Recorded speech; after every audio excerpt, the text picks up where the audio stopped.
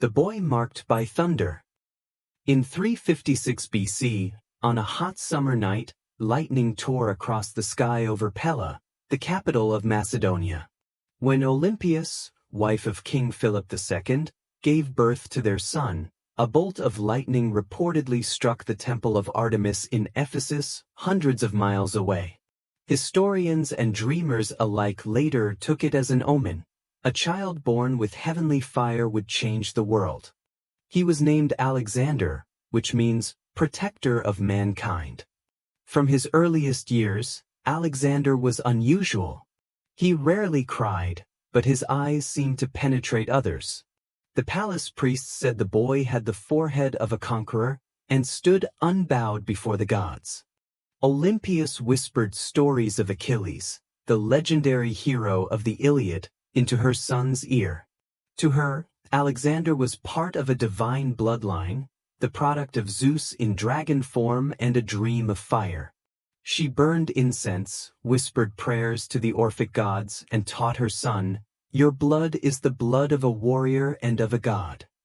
Philip II, the great but cold father, looked at his son with a mixture of expectation and suspicion. He had conquered most of the Greek city-states with blood and politics, but he understood that if Alexander was to surpass him, he would need more than brute force, he would need knowledge. So one day, he sent an invitation to the only person qualified to teach Alexander, Aristotle. The great philosopher left the Lyceum for the northern lands, where he would teach a child under the age of 13 about philosophy, ethics, science, poetry, and the art of government. Alexander studied with great enthusiasm. He asked Aristotle, "Can one man unite the world?" Aristotle just smiled, "Only if you go beyond the map." On one occasion, when he was taken to the training grounds, he encountered a wild horse named Bucephalus. All the soldiers had failed to ride him. But Alexander realized something was different. The horse was afraid of its own shadow. He turned its head toward the sun and tamed it to stunned applause. King Philip saw and said, "My son, Macedonia is too small for you." From that day on, a son of thunder began to believe that nothing is too far, too big, or too impossible. The child and the shadow of the father king. Even as a boy, Alexander lived in the shadow of his father, King Philip II. In the eyes of the Macedonian people, Philip was a symbol of military might, iron discipline, and boundless ambition. He transformed a small kingdom in northern Greece into the most formidable force on the peninsula, conquering almost all the Greek city-states, something that had not been done since the time of the epic heroes. But there was a distance between them that was hard to name. Philip, always busy with wars, diplomacy, and harem intrigue, rarely spent time with his son. When they did meet, it was usually with stern looks, admonitions rather than hugs. Alexander learned to live under that cold gaze, to be silent, to observe. One day, when Alexander was just 12 years old, he was allowed to accompany his father on a brief campaign near the northern border. It was his first real sight of battle. Fire, clashing swords, the screams of men. But what stunned Alexander was not the blood or the corpses, but the sight of his father, standing tall and proud in the midst of the battle, commanding his men with a voice that did not need to shout. That evening, when he asked his father why he wasn't afraid, Philip just smiled and said, "It's not that I'm not afraid, it's that they need to see someone who isn't afraid." That was the first time Alexander understood, leadership isn't about shouting, it's about being present. Although Alexander admired his father, he also had a desire to surpass him. At night, when everyone was asleep, he would sit alone, looking up at the starry sky and whispering, "If you are the king of Greece, then I will be the king of the world." One day, when the nobles gathered at the palace, Philip announced that he would take a new wife, Cleopatra Eurydice, a pure-blooded Macedonian noble. This enraged Olympias, and Alexander felt betrayed. During the banquet, he disobeyed Attalus, the bride's uncle, and left the table.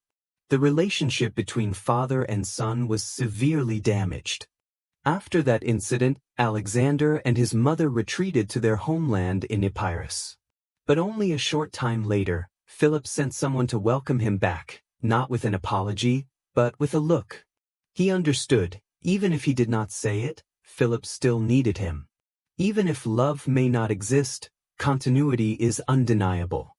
In Alexander's heart, his father's image was always present, like an unclimbable mountain, but also a shadow he had to overcome. And he began that journey, not with war, but with a silent vow: one day, the whole world would call his name not Philip's. The wind calls the east. Before Alexander had even settled into his throne, he faced his first challenge: civil unrest. The Greek city-state saw Philip's death as a golden opportunity to throw off Macedonia's yoke. Thebes, Athens, and Sparta, all of whom had dominated history, began quietly gathering their forces. Alexander did not wait for them to act. The young man led his army south like a storm. When the Macedonian army appeared at the gates of Thebes, the people could not believe their eyes. In just a few weeks, the king, not yet 21 years old, had marched over mountains, crossed rivers, and was in front of the rebels. Alexander did not negotiate. He did not compromise. Thebes was razed to the ground. The city, once a center of culture, was reduced to rubble. Only the poets, priests, and philosophers were spared. The rest fell into eternal silence. Athens saw it and surrendered. All Greece bowed. Alexander was not just king, but destiny. They no longer saw a young man, but the shadow of Achilles returned, with a sword of steel and eyes of fire. When Greece had quieted, Alexander turned east, where the vast Persian Empire loomed like a sleeping dragon. But before he set out, he visited his father's grave. Amidst the cold wind and wilting flowers, he said, "I will complete the dream you left unwritten." In 334 BC, Alexander crossed the Hellespont, the natural border between Europe and Asia. Before setting foot on Persian soil, he threw a spear onto the sand and shouted, "This land is mine." The soldiers cheered, the sea roared in their ears. In ancient Troy, home to legendary warriors, Alexander takes off his armor, dons Achilles' helmet, and makes offerings at the temple of Athena. For him, this is more than a conquest. It is a pilgrimage for a man who believes himself to be the heir to a legend. And as he turned to leave Troy, a wind blew from the east. He looked up. The whole Persian Empire lay before him. Alexander tightened his grip on his sword, and in his blue eyes, the world began to shrink, like a reachable target. Granicus River and the Mythic Spear. In the spring of 334 BC, Alexander led an army of some 40,000 men across the Hellespont, into the Persian Empire's Asia Minor. He was entering the territory of one of the most powerful nations of the ancient world, and he knew that the first blow would have to be loud enough to shake the entire continent. The first battle came sooner than expected.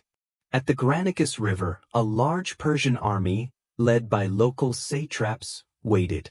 The banks were steep, the water was fast-flowing, and the enemy had the advantage of the terrain. The Macedonian generals, apprehensive, suggested waiting. Alexander refused. At dawn, Alexander, in shining armor, mounted on Bucephalus, charged into the river with his spear raised. The phalanxes followed. The spearhead of war tore through the water, through the currents and through the hearts of men. The battle raged in the middle of the river. Water, mud, and blood mingled. Alexander faced the Persian commanders head-on. An enemy cavalryman swung his sword at him, but his helmet parried it. Alexander counterattacked immediately, killing his enemy with a piercing blow. In the end, the Persian army was crushed. More than 2,000 cavalrymen were killed, and many high-ranking commanders were killed. The Macedonians lost only a few hundred men. But the victory was more than just numbers. It was a declaration to all of Asia: Alexander has come. After the Battle of the Granicus, Alexander had the enemy armor sent back to Athens, where it was hung in the temple of Athena, a reminder that the war god had now chosen sides. There was no turning back. Only forward, and greater battles awaited. Conquering Asia Minor, the hands of a young king. After his victory at the Granicus River, Alexander did not rest. He stormed across Asia Minor, taking city after city in rapid succession. But what surprised historians was not the speed, but the way the young man ruled. At Sardis, the capital of Lydia, Alexander did not destroy as other conquerors did. Instead, he restored the temples and left the local government intact, replacing only those loyal to Persia. The people began to call him the king who brings order from the west. On his way to Phrygia, he stopped at the city of Gordium. There was an ancient legend. Whoever could untie the Gordian knot would become the ruler of Asia. The knot had defied generations. Alexander looked at it for a moment, then drew his sword and cut it off. The act became legendary. It was more than a strategy, it was a statement. Alexander had not come to play by the old rules. He had come to rewrite them. With his sword in hand, every knot in the Persian Empire would be torn apart. As Alexander advanced into Asia Minor, he increasingly used tolerance as a weapon. In each city, he tolerated local religion, listened to the elders, built bridges instead of destroying castles. He did not conquer land, he conquered hearts. But he never forgot that he was a warrior. At every meal, his sword was still placed beside him. On his breastplate, the symbol of thunder still shone. The young king carried two souls, that of a ruler and that of a thunder god. Gaugamela, Field of Ghosts. In October 331 BC, a crimson dawn fell over the Gaugamela plain, where the fate of two empires would be decided. In the west, Alexander led 47,000 Macedonians, elite, agile, united. In the east, Darius III, the Persian emperor, with more than 200,000 men, chariots, armored elephants, and fear lurking behind the proud facade. Alexander did not choose this location. Darius had cleared the ground, opening it up to chariots and cavalry. But that complacency was a fatal mistake. Alexander did not fight the way his opponent expected. As the battle began, Darius charged with his chariots. But Alexander arranged his forces in an oblique formation, forcing the chariots into the open spaces between the units, and then being destroyed by the javelinmen. The elephants also fell prey to the swift Macedonian cavalry. At midday, Alexander sent his right-wing cavalry around the Persian flank. Darius panicked, abandoned his chariot, and fled. The Persian army lost its morale and its formation crumbled. Alexander could have pursued, but he chose to save his comrades trapped on the left flank. The Battle of Gaugamela ended in a complete victory for Alexander. The entire Persian Empire was shaken. Darius fled, and was later murdered by his own generals. Alexander, a prince of Macedon, became the king of Asia. That night, Alexander held no celebration. He stood alone on the hill, looking down at the blood-stained fields. Gaugamela was more than a victory. It was the beginning of another journey, to unite the world through both sword and ideal. Cities that bowed, Babylon, Susa and Persepolis. After Gaugamela, Alexander did not stop. He headed for the heart of the Persian Empire, the legendary cities of Babylon, Susa and Persepolis. These were not only the centers of power, but also the soul of a tottering ancient civilization. Babylon, the great city on the banks of the Euphrates, opened its gates to Alexander as a god. No bloodshed, no destruction. People strewed flowers under his horse's feet. Priests offered him bread and salt, and called him the savior from the west. In Susa, the old Achaemenid capital, Alexander found vast treasure. But instead of looting, he divided the loot among his soldiers, empowered loyal local nobles, and restored ruined temples. But in Persepolis, the proudest city of Persia, Alexander encountered a turning point. Initially, he entered the city as a guest. But on the night of the victory celebration with wine and fire, the palace burned down, a decision he would regret for the rest of his life. The next morning, ash flew across the sky. Alexander stood still before the ruins, his hand clutching the hilt of his sword. For perhaps the first time in his life, he felt invincible, not to his enemies, but to his own heart. Yet 3 cities bowed, not only in defeat, but in faith. Alexander did not win by sword alone, but by words, by actions, by being different from other conquerors. An empire fell, but he did not crush its soul. To the end of the earth, journey to India. After Persia had bowed, Alexander did not turn back. His heart still burned with a nameless desire, as if the world were not large enough to hold the steps of a conqueror. He looked to the east, where strange rivers flowed and mountains loomed in the mists of legend.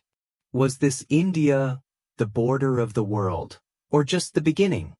The Macedonian army crossed the Gedrosian desert, facing scorching sun, sandstorms, and deadly thirst. Many soldiers died of exhaustion.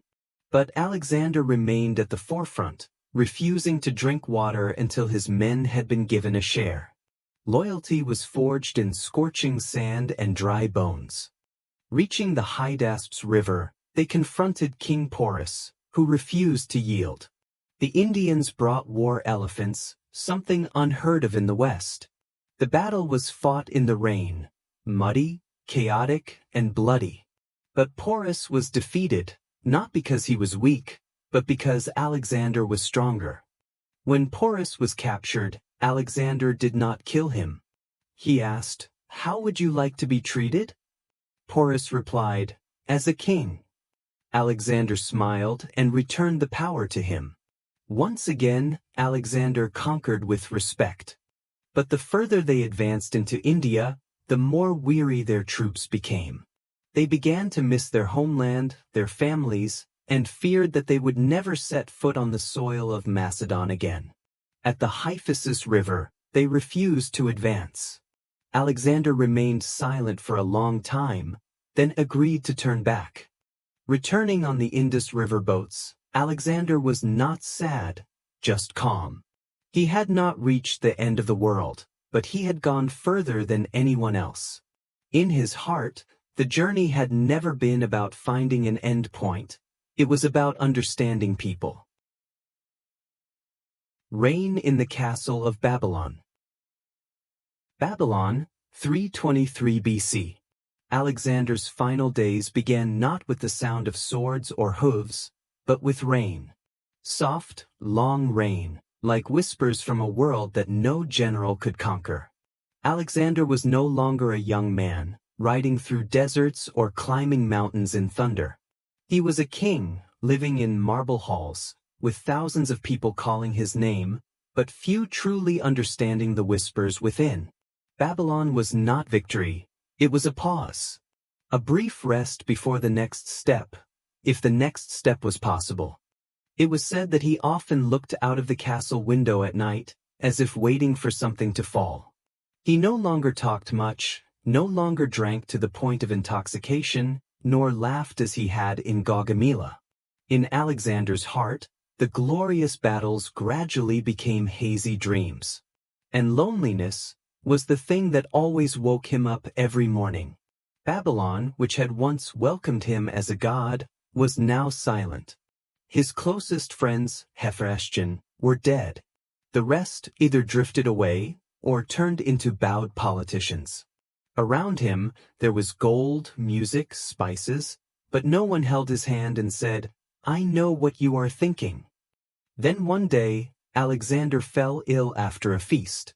The cause was unknown. Some said it was a fever, others said it was poison. But he grew weaker very quickly. Soldiers waited outside the gate, one by one, passing by, just to look at him once. No one dared to speak. There was only the sound of quiet footsteps and frightened eyes. He tried to sit up, tried to write letters, give instructions, organize the army.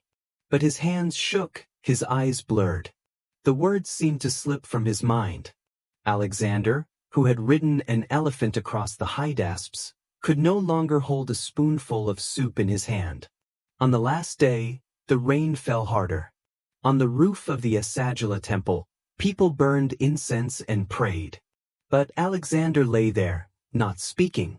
He just looked up at the brick ceiling, which had reflected the light from the torch of victory.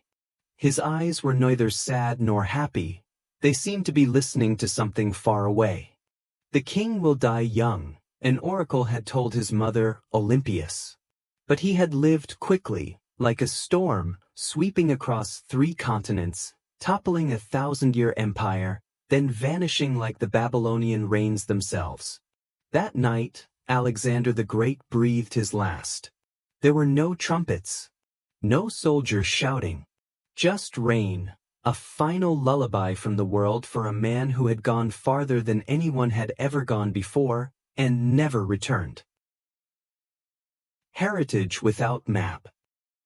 After Alexander's death, the world fell silent, not because of the loss of a king, but because of the loss of a heartbeat that had once propelled history forward. He left no map, no clear successor, no formal throne to pass on.